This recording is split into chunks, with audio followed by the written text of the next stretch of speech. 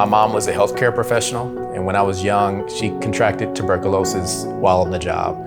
They gave her drug after drug after drug, trying to figure out which one would actually cure her. And unfortunately, she passed away. When she passed away, I went searching for my biological father, only to find out that he had passed away a year before of cancer. And that wasn't the greatest surprise. The greatest surprise is that every single male on his side of the family passed away from cancer before they turned 50. So I sit here 5 years away from that magic number of 50, and I will be the first person in my family to cross that line. It's really important that I take this information that I have to make better decisions about my health and the things that I need to do to make sure that I get across that finish line. I was actually given up for adoption because I'm biracial, and growing up wasn't really able to make sound health decisions. Every time I went to the doctor and I was confronted with a form that said, "What is your family health history?" I didn't really know how to fill that form out.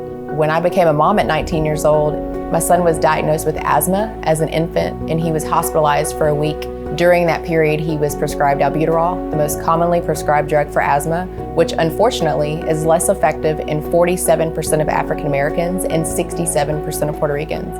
We've got this interesting dynamic that's playing out in which we have certain minority groups that have a higher propensity for certain diseases, diabetes, cardiovascular. Yet when we look at the drugs that are being developed to treat individuals with these disease states, they do not have adequate representation from the very people that have the higher propensity.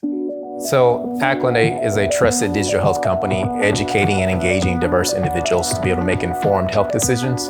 And we really focus on the ability to give people the opportunity to make informed decisions about clinical trial participation. We took this understanding, why are minorities not a part of the process? And of course we looked at each other and said, well, have you ever participated in a clinical trial? Very rarely, only through a transactional nature, are you confronted with an opportunity to participate in research. We're really doing something disruptive. So the current industry standard is to come to you and say, hey, you haven't met me before, but would you like to take part in the clinical trial? Most people are saying, I don't know. And for many groups from minority populations that already have a certain level of distrust of the medical industry, the answer is more like, hell no.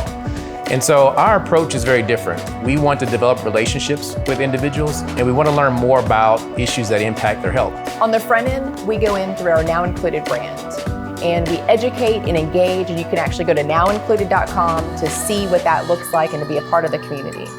And on the back end, you have the opportunity to participate in clinical trials, various research opportunities, patient studies. This is about relationships. This is about knowing who these people are, what their needs are, and how you can best serve them.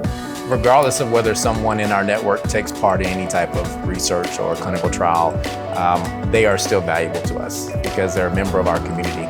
And that's really what is different with our approach than the industry approach. Our objective isn't to try to convince people to be part of a trial. Our objective is just for people to be able to be educated, engaged, knowledgeable, so that they then can make an informed decision about participating or not.